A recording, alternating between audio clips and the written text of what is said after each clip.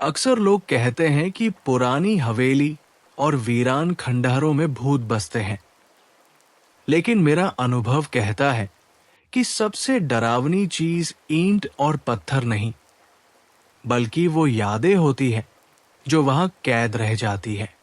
मेरा नाम विक्रम है और जो कहानी मैं आपको बताने जा रहा हूं, वो मेरे जीवन का वो काला सच है जिसे मैं चाह कर भी मिटा नहीं सकता। ये बात करीब 3 साल पुरानी है। मुझे अपने दादाजी की वसीयत में हिमाचल के एक छोटे से गांव, जिसका नाम मैं लेना भी नहीं चाहता, वहां एक पुरानी पुश्तैनी हवेली मिली थी।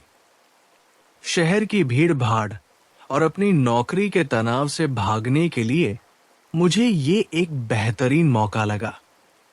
मैंने सोचा कि कुछ दिन पहाड़ों की शांति में बिताऊंगा, उस पुरानी हवेली को रेनोवेट करवाऊंगा और शायद उसे एक होटल में बदल दूंगा। लेकिन मुझे नहीं पता था कि जिस शांति की तलाश में मैं वहां जा रहा हूं, वो असल में एक तूफान की खामोशी थी। जब मैं उस गांव में पहुंचा तो शाम ढल चुकी थी। बस ने मुझे मुख्य सड़क पर उतार दिया था, जहां से हवेली तक जाने के लिए करीब 2 किलोमीटर का पैदल रास्ता था।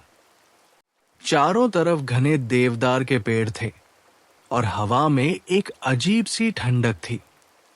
ऐसी ठंडक जो कपड़ों को पार करके सीधा हड्डियों तक पहुंच रही थी। जैसे जैसे मैं आगे बढ़ रहा था, सन्नाटा गहरा होता जा रहा था। सिर्फ मेरे जूतों की आवाज और झिंगुरों का शोर गूंज रहा था। करीब आधे घंटे चलने के बाद मुझे वो हवेली दिखाई दी। वो बहुत विशाल थी, लेकिन वक्त की मार ने उसे जर्जर कर दिया था। उसकी दीवारें काली पड़ चुकी थी और लोहे का बड़ा गेट जंग खा चुका था। गेट खोलते ही एक चीख जैसी आवाज आई, जिसने सन्नाटे को चीर दिया। अंदर एक बूढ़ा चौकीदार रहता था, जिसका नाम काका था। उन्होंने मुझे देखा तो उनके चेहरे पर कोई खुशी नहीं थी, बल्कि एक अजीब सा डर था। उनकी आंखें ऐसी थी जैसे उन्होंने बहुत कुछ देखा हो, जो वो किसी से कह नहीं सकते। काका ने मुझे मेरा कमरा दिखाया, जो पहली मंजिल पर था। कमरा काफी बड़ा था। पुराने जमाने का फर्नीचर, एक बड़ा सा शीशा और एक भारी लकड़ी का पलंग। काका ने जाते जाते मुझसे सिर्फ एक बात कही, छोटे मालिक, रात को अगर कोई आवाज आए या कोई पुकारे तो दरवाजा मत खोलना। और हाँ, तीसरी मंजिल पर जाने की गलती कभी मत करना, वो हिस्सा बरसों से बंद है। मैंने हंसकर उनकी बात टाल दी। मुझे लगा कि गांव के लोग हैं, वहम पाल लेते हैं। मैंने खाना खाया और सोने चला गया। सफर की थकान इतनी थी कि मुझे तुरंत नींद आ गई। लेकिन रात के करीब 3 बजे मेरी नींद अचानक खुल गई। कमरे में बहुत ठंड थी, इतनी कि मेरे मुंह से भाप निकल रही थी। मैंने देखा कि खिड़की खुली हुई थी, जबकि मुझे याद था कि मैंने उसे बंद किया था। बाहर हवा तेज चल रही थी और पर्दा पागलों की तरह हिल रहा था। मैं खिड़की बंद करने के लिए उठा। जैसे ही मैं खिड़की के पास पहुंचा, मेरी नजर नीचे बगीचे में गई। वहां उस घने अंधेरे में मुझे एक आकृति दिखाई दी। कोई खड़ा था। वो एक औरत लग रही थी। उसने सफेद कपड़े पहने थे और उसके बाल खुले थे। वो बिल्कुल स्थिर खड़ी थी और उसका चेहरा हवेली की तरफ था, मेरी खिड़की की तरफ। मेरा दिल जोर से धड़कने लगा। मैंने अपनी आंखें मली और दोबारा देखा तो वहां कोई नहीं था। मैंने सोचा कि शायद मेरा वहम है। मैंने खिड़की बंद की और वापस बिस्तर पर आ गया। लेकिन असली डर तब शुरू हुआ जब मैंने लेटने की कोशिश की। मेरे कमरे के ठीक ऊपर वाली छत से, यानी तीसरी मंजिल से, किसी के चलने की आवाज आने लगी।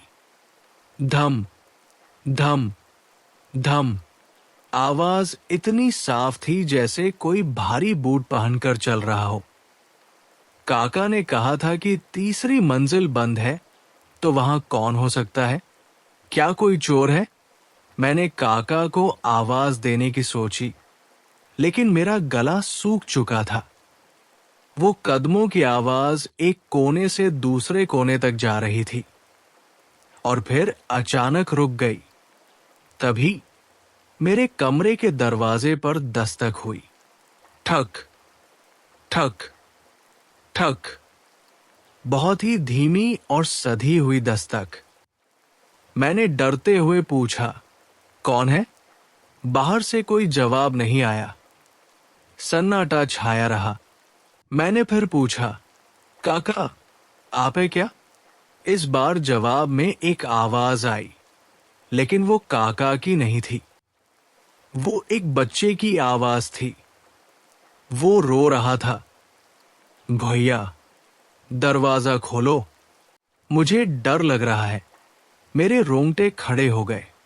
इतनी रात को इस वीरान हवेली में बच्चा कहां से आया?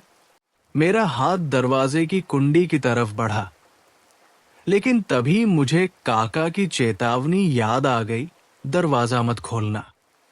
मैं पीछे हट गया। बाहर रोने की आवाज तेज होती गई और फिर वो रोना एक भयानक हंसी में बदल गया। वो हंसी इतनी डरावनी थी कि मुझे लगा मेरा दिल फट जाएगा। और फिर सब शांत हो गया। अगली सुबह जब मैंने काका को ये बात बताई, तो वो चुप रहे। उन्होंने बस इतना कहा, मालिक, मैंने आपको मना किया था। आज रात संभल कर रहना, आज अमावस है। मेरा मन कह रहा था कि मैं अभी अपना सामान उठाऊं और वापस चला जाऊं, लेकिन एक अजीब सी जिद और जिज्ञासा ने मुझे रोक लिया। मैं जानना चाहता था कि तीसरी मंजिल पर आखिर है क्या। दिन भर मैंने हवेली का जायजा लिया। तीसरी मंजिल पर जाने वाली सीढ़ियों पर एक बड़ा सा ताला लगा था और उस पर लाल रंग के धागे बंधे हुए थे। उस जगह के पास जाते ही मुझे चक्कर आने लगे थे, जैसे वहां की हवा में कुछ जहरीला हो। दिन बीत गया और फिर वो खौफनाक रात आई। इस बार मैंने सोने की कोशिश नहीं की। मैं जाग रहा था, हाथ में एक टॉर्च और एक लोहे की रॉड लिए। करीब 2 बजे बिजली चली गई।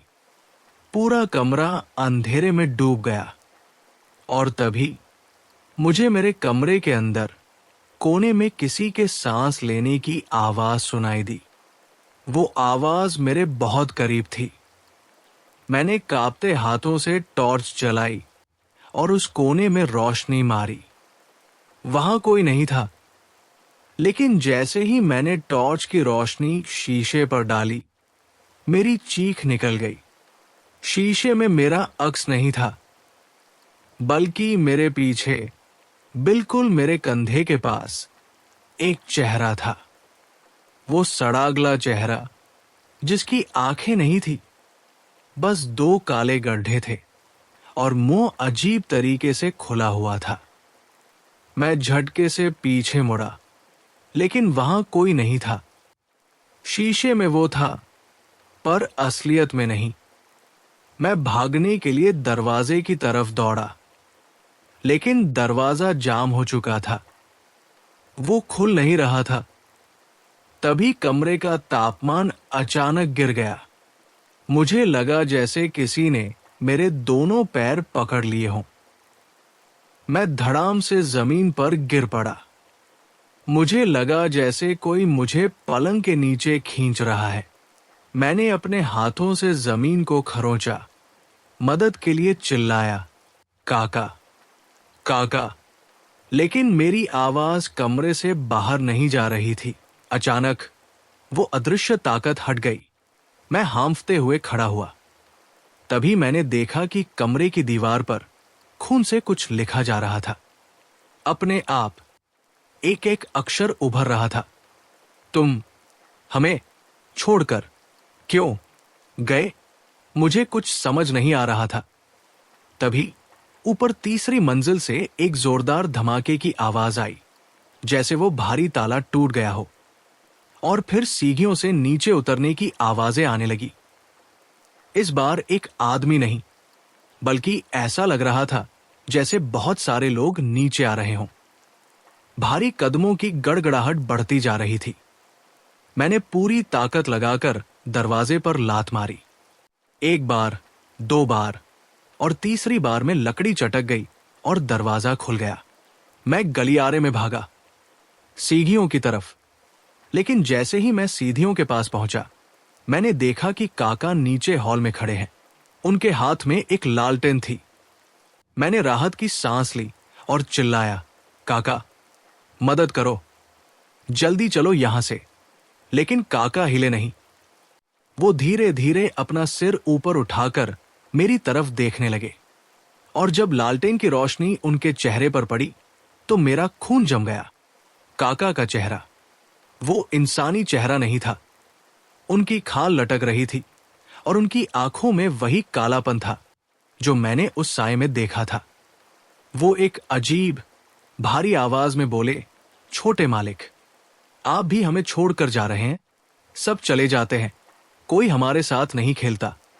और तभी मुझे याद आया, जब मैं बस से उतरा था और गांव वालों से रास्ता पूछ रहा था, तो एक आदमी ने कहा था, उस हवेली में मत जाओ, वहां का चौकीदार 10 साल पहले ही मर चुका है।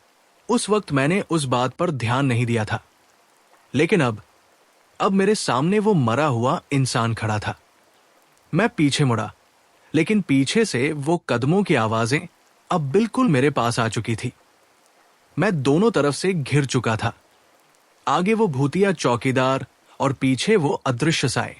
मेरे पास सिर्फ एक रास्ता था, पहली मंजिल की वो खिड़की जो बगीचे में खुलती थी।